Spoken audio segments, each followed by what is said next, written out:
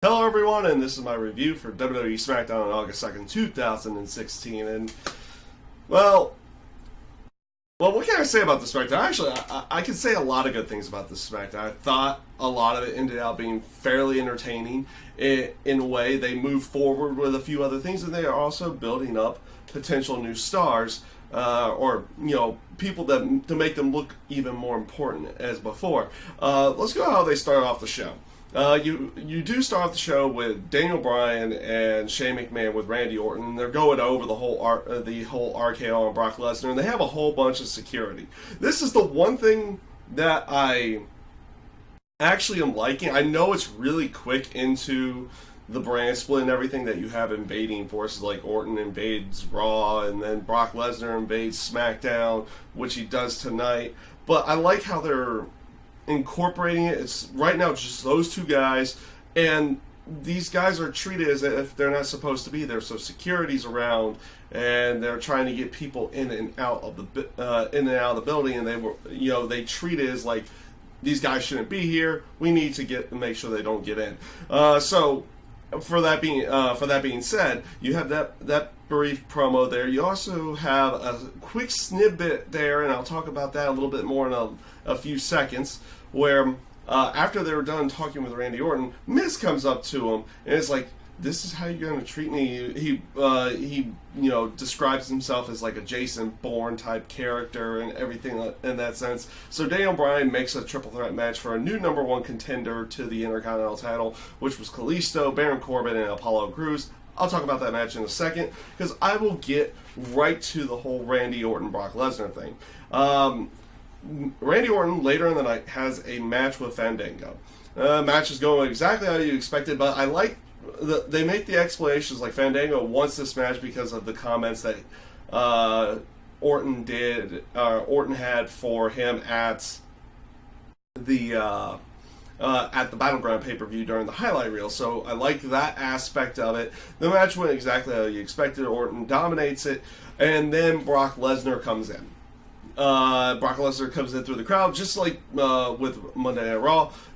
With Orton, they work this aspect that they're not coming in through the entrance ramps and everything like that. Security looks like they're going to get in the way of Brock Lesnar. Obviously, they get out of his way. He gets in and hits an F5. Kind of expected that he would be able to hit an F5 and then get escorted out of the building. Kind of needed to get his heat back. I won't say needed to, but they kind of wanted to give him his heat back after getting RKO'd and punked out on Monday Night Raw. So tit for tat here is what it is in that sense. The segments came off pretty decently in the end for that. So overall, like I said, deeming it kind of a success. You also have Shane and Daniel, just like Mick and Stephanie, is like treating them as they shouldn't even be here. So they're trying to get them out of the building as quickly as possible. I like those little aspects about it, but also it's like rather quick to have invading forces. But this is what happens when you draft a big match two separate shows for SummerSlam. So you have to do things like that. So after all this, after the initial segment, I obviously went a little bit further into the show there. But after the initial segment with the backstage area, Dean Ambrose starts off the show in the ring. He comes out to the ring, and he starts talking about his opponent Dolph Ziggler and how he is and everything. And then Ziggler comes out, and this is by far one of the better promos I've seen from Ziggler in a long, long time. They contrive themselves in complete seriousness and everything in that sense, as even Dean Ambrose is coming off heelish in some way, shape, and form by talking down Dolph Ziggler. Ziggler saying, "This is going to be a new Dolph, this is a new me." And the promo between the two is like, Ambrose tries to contrive himself as they both are coming from the same area, where Dolph's like, "No, not really. You started at the top, right, with the Shield, and I started out as a male cheerleader." Well, really, he started off as a caddy, but they went with the male cheerleader bit. No one really wants to remember the other caddy gimmick, nor should they really. No, nor should they really even remember the the Spirit Squad either in any way. But we digress. And then it's like talking up everything, and he talks about how he's about being not necessarily a show off, but always stealing the show, always going at working as hard as possible, maybe even losing his way at times. But he ends it with saying, "I'm that damn good." I was like, I wonder who had that line before.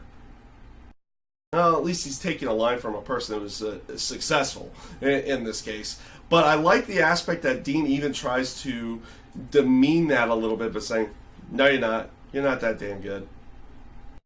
And as Dean decides to leave, Bray Wyatt, I won't say comes out of nowhere. Bray Wyatt's screen pops up on there. He shows up in the ring. Sister Abigail's Dolph Ziggler, and he ends out convincing Dolph Ziggler to put up his title shot in a one-on-one match. And I will talk about that later, because you see it throughout the entire show where even Daniel Bryan and Shane is like, "You don't have to do this. You have nothing to gain. Why are you wanting this?"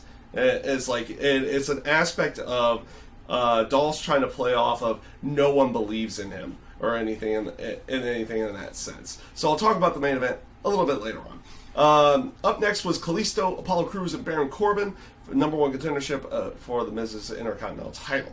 Relatively good triple threat here. It was a rather quick triple threat in the end. I'm not going to lie on that sense. Like, for length, it wasn't really that long. But for what they showed, I thought was relatively good from all three people here. And Apollo Crews picks out the victory here.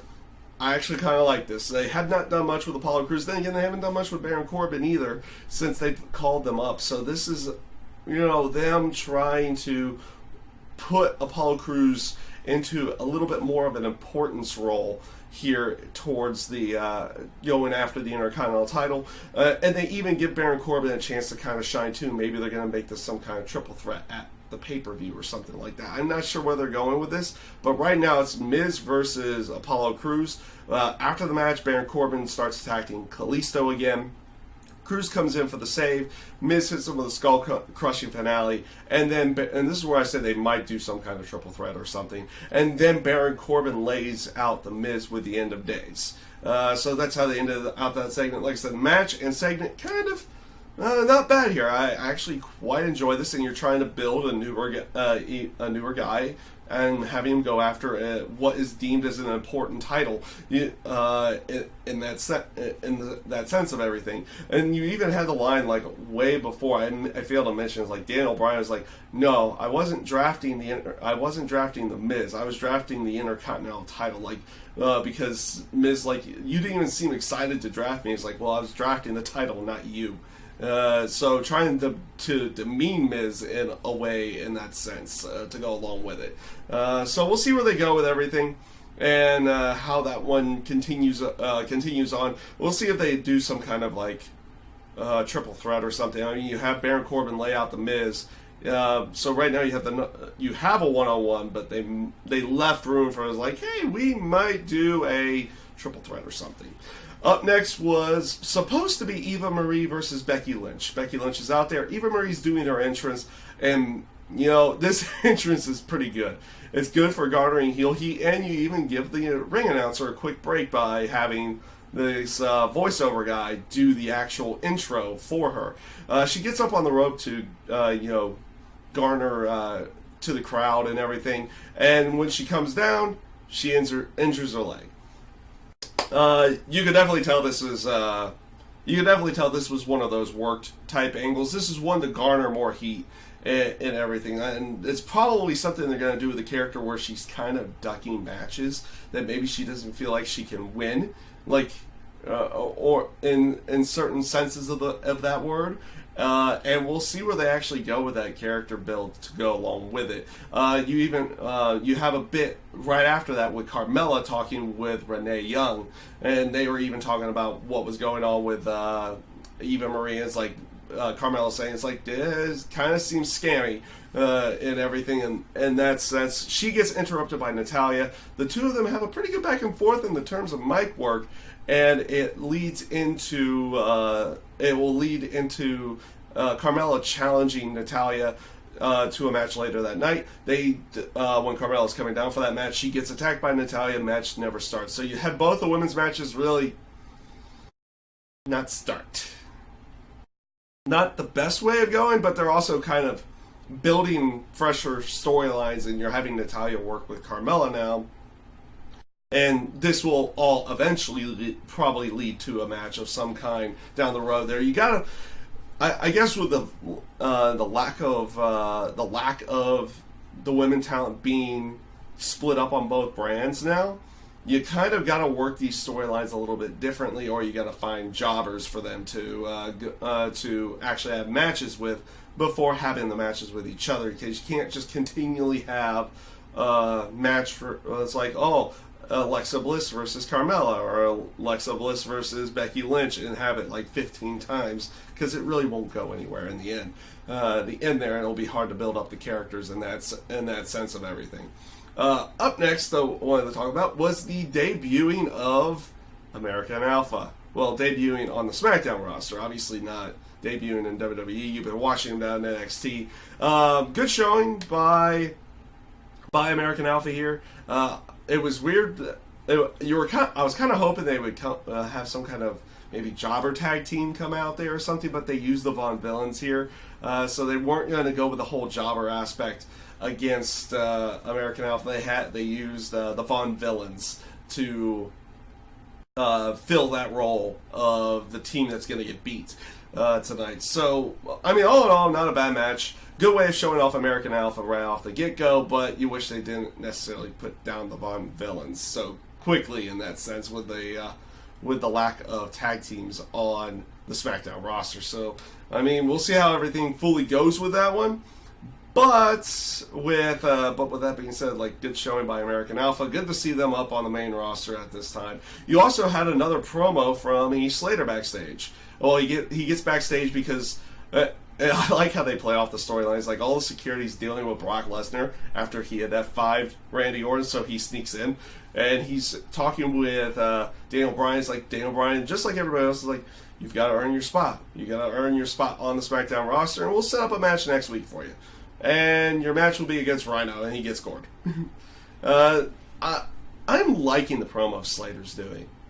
He's doing a good job on his promos right now, and I'm hoping that they keep it up for a little while, but that they eventually have it almost be like a semi-success story, that he finds his spot on a brand or something in that sense down the line here, and see where they go with everything. And we'll see how long they can run with it too. Like I said, the promos from Slater have been really good. So, like I said, we'll see how long they can run with it and where they'll be going with this down the road here. Up next, which was the main event of the night, was Dolph Ziggler against Bray Wyatt. Obviously, if Ziggler loses, he loses the number one contendership. This was a rather good main event. I did enjoy this main event. You got to see different bits of Ziggler. He doesn't do like his typical posing and everything on the entrance ramp. He's just kind of serious and wanting to get into the match and everything in that sense. And the two of them put on a rather good match here. Both of them kind of teasing teasing even Bray Wyatt winning the match at any given time, and Ziggler having to go to a different place to actually win the match. Because he exposes the turnbuckle. Well, Bray begins to expose it, and then he finishes it off and actually headbutts him into the turnbuckle, super kicking him afterwards to pick up the victory.